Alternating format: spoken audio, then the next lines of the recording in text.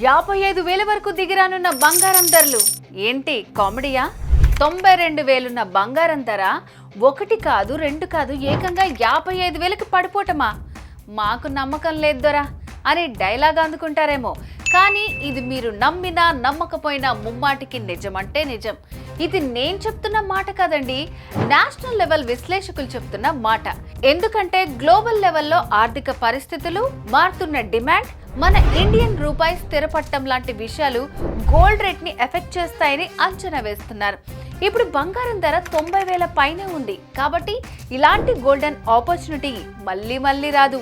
మీ బంగారం తాకట్లో గానీ లోన్లలో గానీ ఉంటే వెంటనే విడిపించి అమ్ముకోవడానికి శర్మ గోల్డ్ కంపెనీ వాళ్ళకి ఒక్క కాల్ చేస్తే చాలు.